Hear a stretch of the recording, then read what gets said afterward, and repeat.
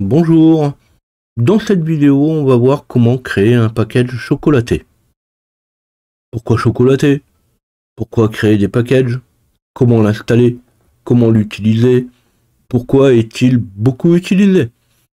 Ça fait beaucoup de questions, mais l'idée est un peu aussi d'y répondre.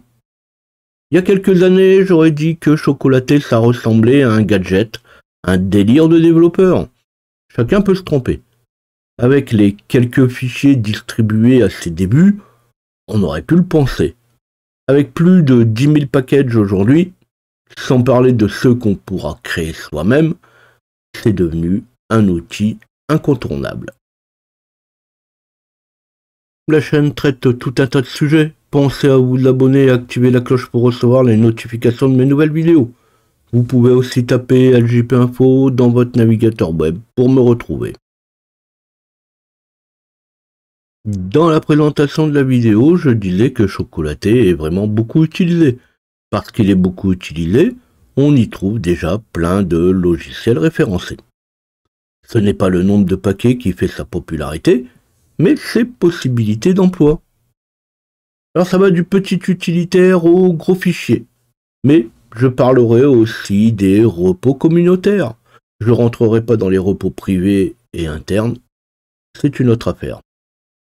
Pour Windows, dans les entreprises, c'est surtout un système qui va faciliter la gestion des logiciels.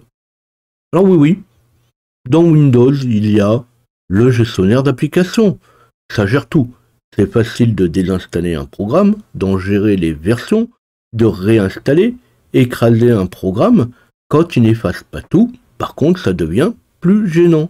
Et puis, il y a les packages, MSI, exe, les tar, les zip, les dépendances. Je ne dis que ça, c'est un vrai casse-tête. Alors si je vous donne un fichier zip et je vous dis débrouillez-vous avec, ce n'est pas donné à tout le monde. Et là, je le mets dans un paquet qui va le décompresser, qui va copier les fichiers au bon endroit, lancer les exécutables, créer les services, et là, ce n'est plus pareil. C'est quand même beaucoup plus facile. Et si ça ne suffit pas, vous mélangez les genres. Vous mélangez tout ça dans un package et vous gérez tout depuis une seule application. J'ai déjà présenté Chocolaté il y a quelques temps. Très bien aussi, ça ne change pas, même si le logiciel a évolué, mais pas le sens général. Dans la description de la vidéo, je vous donne quelques liens. Je ne vais pas refaire le monde. Si vous ne connaissez pas, eh bien allez voir.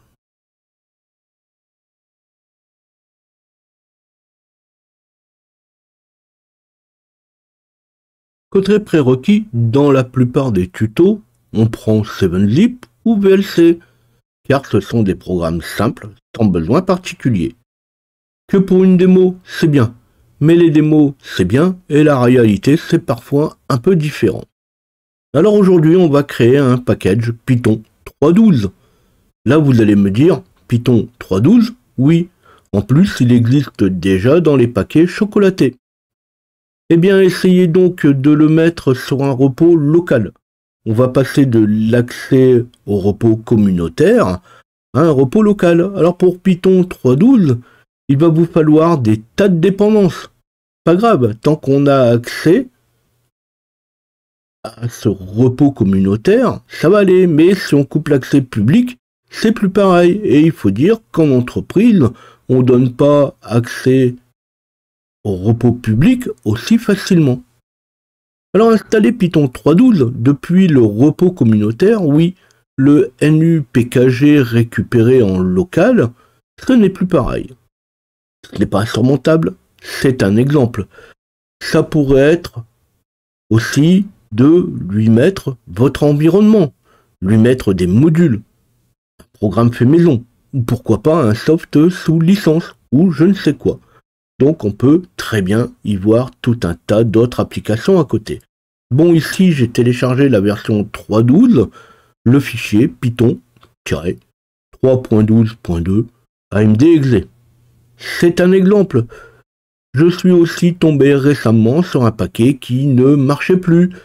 Ça arrive aussi quand une application, par exemple, n'est plus développée ou n'est plus supportée. Donc, en prérequis, un exécutable d'installation de Python 3.12 ou du programme que vous voulez. Ça pourrait être VirtualBox, VMware. Bon, malheureusement, ça existe aussi, mais c'est pour l'exemple. Et bien sûr, un Windows, parce que sur Linux, chocolaté, ça marche pas. Et on va faire ça en ligne de commande.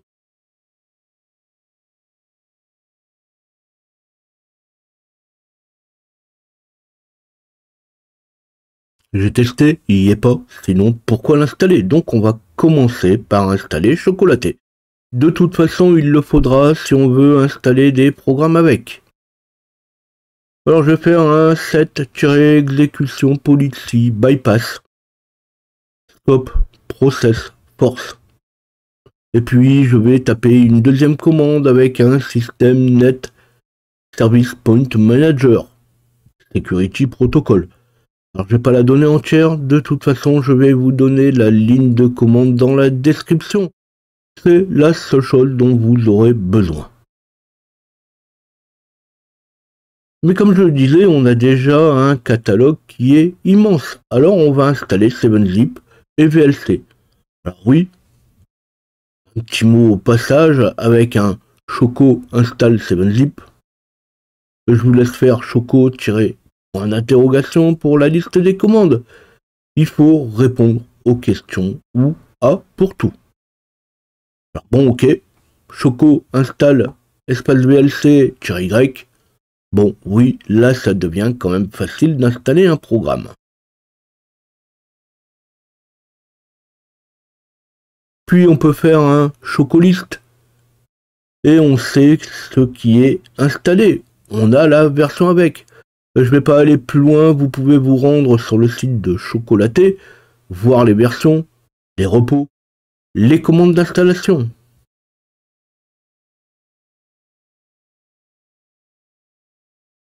Alors j'espère quand même que vous savez un petit peu l'utiliser, sinon il y a ma présentation et il y a l'aide.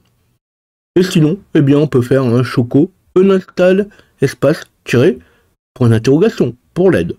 Choco uninstall 7-zip AXY pour toutes les versions, pour les dépendances, et on dit oui à tout. C'est le résumé du fonctionnement de base. À côté de ça, je vous invite à essayer d'installer Python 3.12 et regarder les paquets installés avec un chocoliste derrière. Et vous allez voir que quand on installe Python 3.12, il n'installe pas que Python 3.12, il installe toutes les dépendances, et c'est ce que j'expliquais tout à l'heure.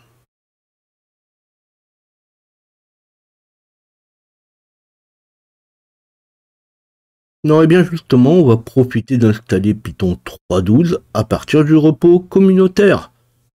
Avec mon chocoliste, on vient de voir qu'il n'y a plus rien, ou presque plus rien dans mon système. Eh bien, on va lancer un choco install Python 3122 espace-y. Alors là, le -y, il est quand même indispensable, sinon je vais devoir valider 10 fois. On va attendre un peu. On peut voir au passage ce qu'il installe. Alors dommage, c'était sympa, mais c'est quand même un petit peu long.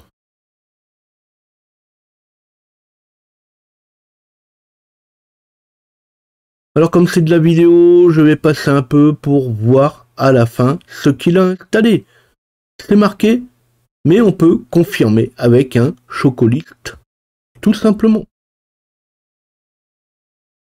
Alors avec mon chocoliste, on va voir les dépendances.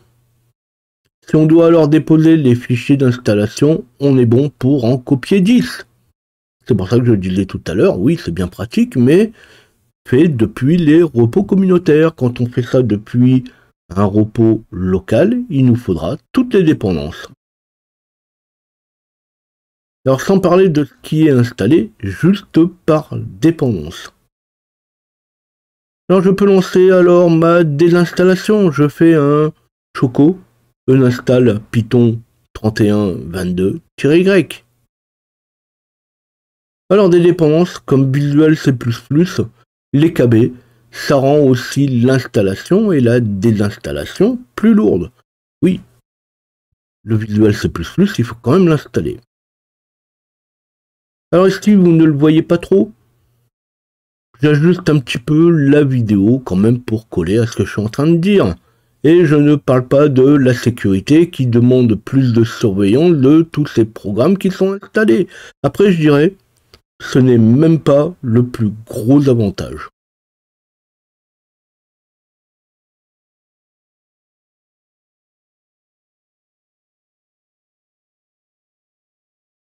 Ici, je montre quelque chose de simple, mais dès lors qu'on va taper dans du script PowerShell, on peut bien faire ce qu'on veut, et ça vaut bien un peu de documentation à consulter. Alors la documentation de base se trouve ici, dans https://doc.chocolaté.org/en-us/create-package quick start. Alors bien sûr, je mets le chemin dans la description de la vidéo. Comme je viens de le dire, on trouve quand même pas mal de paramètres. Pour l'aide, depuis le logiciel, on utilise une commande, suivie de l'option install, uninstall, new, puis tirer, point d'interrogation, et ça donne l'aide correspondante, comme je l'ai montré juste avant. Comme ici c'est un nouveau paquet qu'on veut créer, eh bien on va faire un choco, espace new, espace, tirer, point d'interrogation, et ça va vous afficher toutes les options. Alors je dis souvent qu'il faut les lire, mais là il y en a autant pour chaque sous-commande. Alors oui, je n'ai pas tout lu, mais j'y ai quand même trouvé quelques petites choses, même que parfois on a des exemples, donc c'est quand même intéressant. Et non, encore une fois, il n'y a pas de mal à ne pas connaître. L'aide est faite pour être consultée, et encore plus dans ce type de cas. Je vais vous donner un second chemin, ce sont les repos communautaires. Donc c'est https://community.chocolaté.org/package. Alors c'est intéressant si vous cherchez quelque chose, un contenu, une version, ou si vous désirez en déposer. C'est public, mais pourquoi pas? C'est comme ça que ça marche. Se contenter de prendre le travail des autres, c'est quand même moyen. Mais c'est aussi par là qu'on pourra récupérer les NUPKG pour les placer dans un repos privé ou personnel.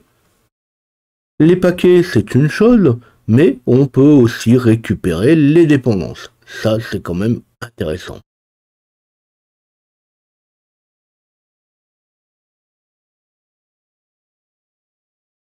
Cette fois, on peut se lancer dans la création de notre paquet. Et avant toute création, on va aller voir les paramètres à passer pour une install silencieuse. Quand je vais lancer mon chocolaté, il va installer mon programme. C'est pas le moment d'avoir une fenêtre. Et on a surtout ça avec les fichiers MSI. Si c'est pour faire un choco install et qu'une fenêtre s'ouvre, c'est quand même un peu moyen. Souvent pour LMSI, pour une installation silencieuse, c'est /quiet.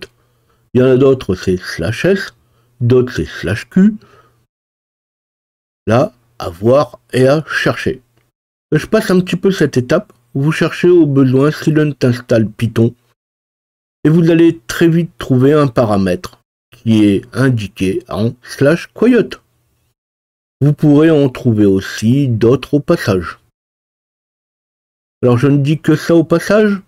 Vous pouvez voir ce qui est mis pour Python dans un autre package. Vous changez l'extension NUPKG en zip et le fichier se décompresse. Donc vous pouvez très bien récupérer un package qui installe Python. Vous regardez comment il est fait. Donc on change l'extension en zip et puis là on peut voir comment sont passés les paramètres. Puis on va pouvoir créer les sources du paquet. Les sources parce qu'on va devoir les modifier par la suite. On utilise une commande du type choco new python espace version 3.12 silent arg égale guillemets apostrophe /quiet apostrophe guillemets Metner name, donc à faire je vais mettre ljp info donc égal entre guillemets, et entre apostrophe LJP info. Des paramètres, j'en ai parlé un peu, et on peut en mettre un petit peu dans tous les sens. Puis il y aura, de toute façon, moins de paramètres et vous aurez à modifier le script. Donc si vous mettez beaucoup de paramètres, eh bien il y a beaucoup de choses qui sont déjà setées dans le script. Si vous mettez pas beaucoup de paramètres, eh bien vous devrez de toute façon les passer à la main. Alors je me suis pas trompé à quiet, guillemets et apostrophe. C'est même obligatoire, sinon le paramètre ne sera pas passé comme il faut. On peut aussi faire sans les paramètres, mais on sera quand même obligé de changer tout à la main dans le script. Alors on pourrait très bien avoir la même commande, un petit peu plus détaillée. On pourrait faire un choco new -name égale python, espace -version 3.12, silentarg égale, je recommence avec mes guillemets, mes apostrophes / quiet, maintenant name, mes guillemets, mes apostrophes, LJP info, outdir, point. Alors c'est la même, mais vous pouvez presque tout passer dans la commande. Pour ma part, j'aime bien aussi mettre un petit peu les mains, histoire de personnaliser au maximum tout ça. Puis on va mettre le Messi, le fichier exécutable, on pourrait y ajouter tous les fichiers qu'on veut. On met ça dans le dossier .tools. Tout ce qui est dedans sera mis dans le paquet. Si on veut inclure les fichiers dans le package, si on veut ne pas télécharger les fichiers, ce sont vos classes, votre fichier de conf, un script, tout peut y passer. Il faut que les sources font moins de 1 giga. Alors je n'ai pas non plus essayé d'y mettre plus d'1 giga, c'est déjà pas mal. Pour le repos communautaire, c'est de l'ordre de 100 MO, c'est déjà pas mal. Sinon on pourra y mettre les téléchargements sous forme d'URL, soit dans la commande new ou directement dans le script. Et je vais montrer ça. C'est bien pour les dépassements de paquets de 1 giga. Au passage, on peut voir qu'un dossier Python a été créé. Il se crée à l'endroit où vous passez la commande. C'est pour cette raison que j'ai fait un CD juste avant.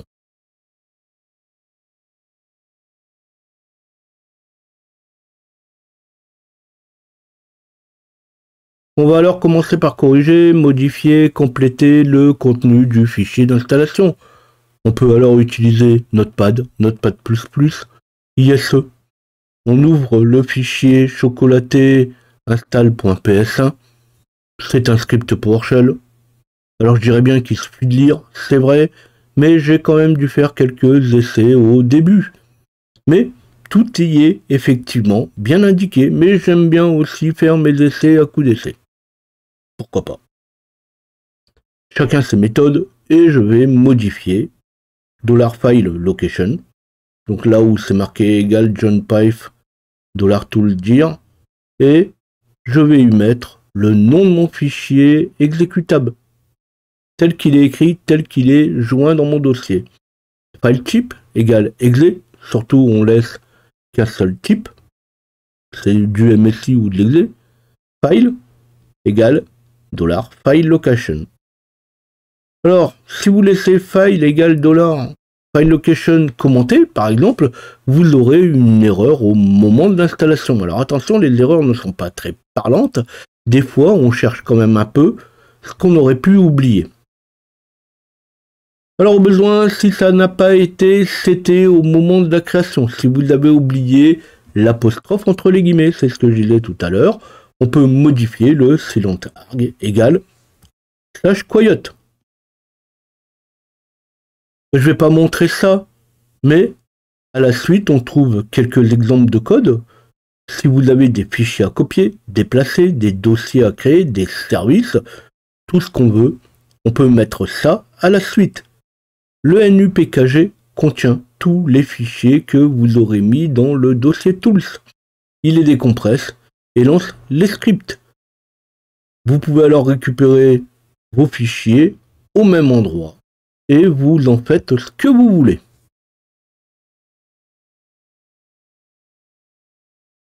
Je ne le redirai pas, C'est pareil pour les autres scripts, avant l'install et pour désinstaller. Si vous aimez bien avoir quelque chose de clean, eh ben, vous pouvez rajouter tout ça dans le script et hop, c'est terminé. Si vous voulez supprimer des clés de registre qui restent toujours derrière les programmes, vous les supprimez. Pareil, les dossiers qui sont vides ou non vides. Puis on va corriger, modifier le contenu du fichier install. Là, il y a moins. Alors on peut slasher. Notepad. Donc on peut lancer directement par Notepad. .tools.chocolaté-install.ps1 ou vous l'ouvrez en double-cliquant, ça vous faites comme vous voulez, et là-dedans vous allez modifier file type égale exe. Pareil, qu'un seul type.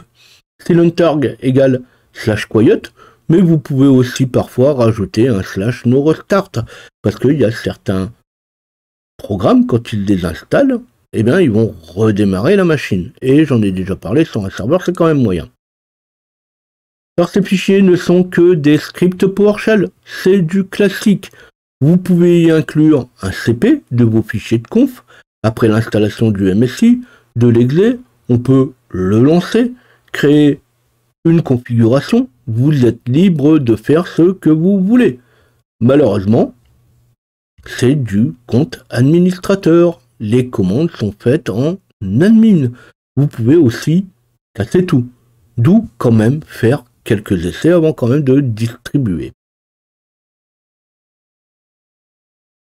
Il y a aussi le fichier chocolaté before modify.ps1. Je ne l'ai pas montré. Par défaut, il est vide, mais il peut être utilisé par exemple pour créer des dossiers avant l'installation. Là aussi, c'est libre à votre imagination. Et enfin, on va terminer avec le fichier Python nuspec pour y ajouter les commentaires, les informations du paquet. Donc là, on va aller dans tag et puis on va lui dire, bah tiens, si je cherche le paquet, bah je trouverai avec Python 312, 3.12. Vous y mettez les tags que vous voulez. Un tag, c'est finalement ce qui permet d'aller faire les recherches. Summary. Eh bien, le paquet Python par HTTP Info.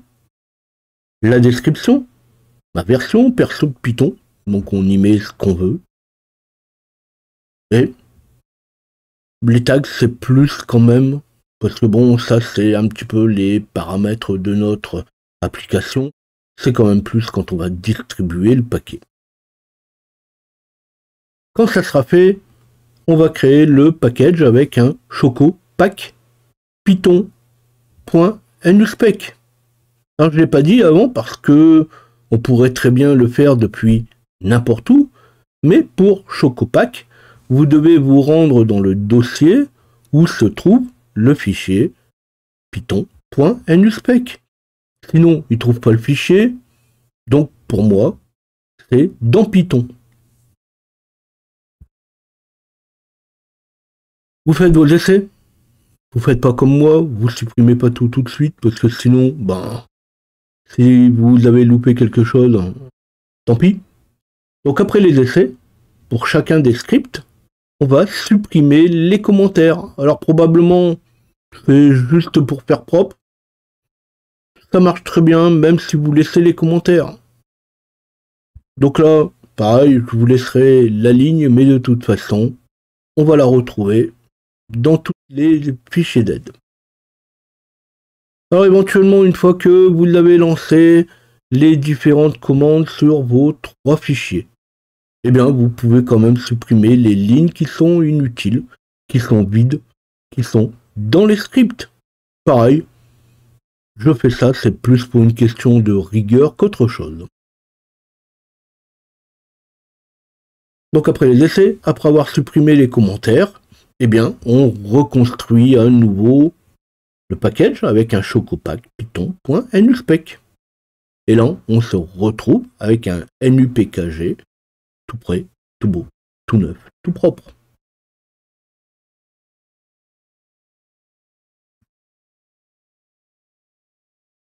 Dans ma démo, comme je l'ai dit, je n'ai pas fait les essais avant de supprimer les commentaires.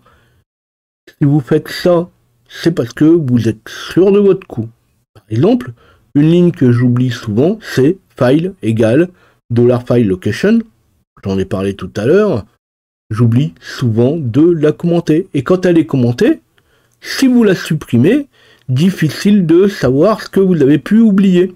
Sinon, vous ne supprimez pas les commentaires, ça marche très bien aussi. Comme c'est zippé, ça ne doit pas peser lourd, c'est du texte. Depuis une source par défaut, on peut installer le paquet avec un choco. Installe Python, espace -y, espace -force. Mais ici, ma source par défaut, c'est le repos communautaire. Donc je vais devoir rajouter, après source, un point. Donc le point, c'est le dossier dans lequel on est. Donc on pourrait très bien faire un choco install Python, espace-y, espace-source, et mettre le chemin où se trouve votre NUPKG. Alors depuis une source spécifique, eh bien on met le chemin de la source. On peut faire un choco install Python-y-force, espace-source égale, et https://community.chocolaté.org/API/v2. Alors je rentre pas plus loin, on peut fixer les sources par défaut. Ça va être bien en entreprise si vous avez votre repos ou si vous voulez vraiment contrôler les différentes actions qui vont être faites avec Chocolaté. Pour une install, pas besoin de préciser quoi que ce soit. On fait un choco, un install Python, espace-y. Un install, espace-y, je reviens pas dessus. Sinon, on doit dire oui. Et on doit dire oui souvent plusieurs fois.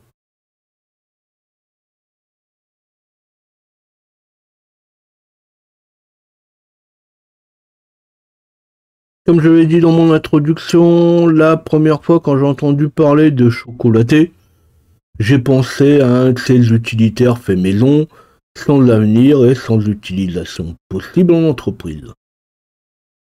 Choco install, avec 50 paquets disponibles, c'est pas super. Il n'est passé en version 1 qu'en 2023. Ça fait quand même une bonne période de développement.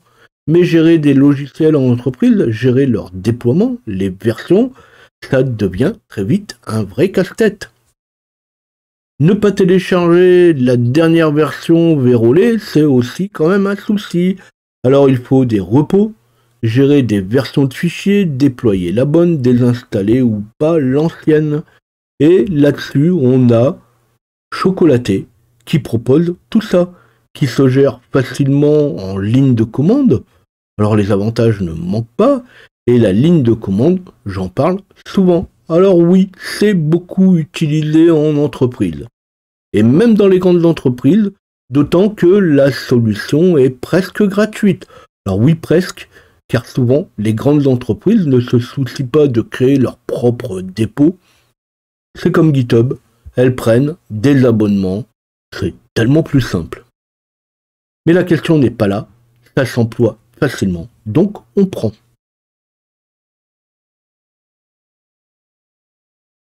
Ça s'emploie facilement, mais on a pas mal de solutions à côté.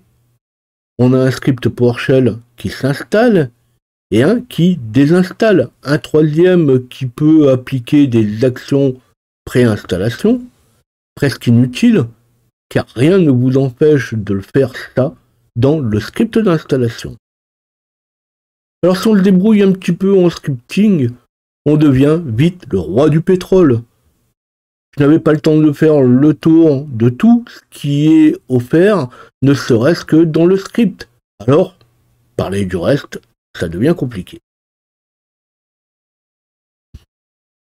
Si vous étiez comme moi, j'espère vous avoir fait changer d'avis. Si c'était bien comment créer un paquet, j'espère que ça vous permettra de créer tous les paquets que vous voulez. Si c'est le cas, pensez à liker. Peut-être qu'un jour, un de vos paquets sera installé des centaines, voire des milliers de fois. Alors j'ai déjà fait quelques tutos sur PowerShell, mais si vous avez des questions sur les commandes, ou sur la création d'un package, n'hésitez pas à les laisser. Si vous avez des remarques ou des suggestions, laissez tout ça sous la vidéo. Si c'est pour essayer de me convertir dans une autre religion, ouais, il y en a quelques-uns qui tentent de laisser ce type de message. Après avoir effacé le message, je les bannis et je les signale, comme ça ils ne reviendront pas. Il y a bien assez de sujets en informatique pour se revoir. Alors à bientôt.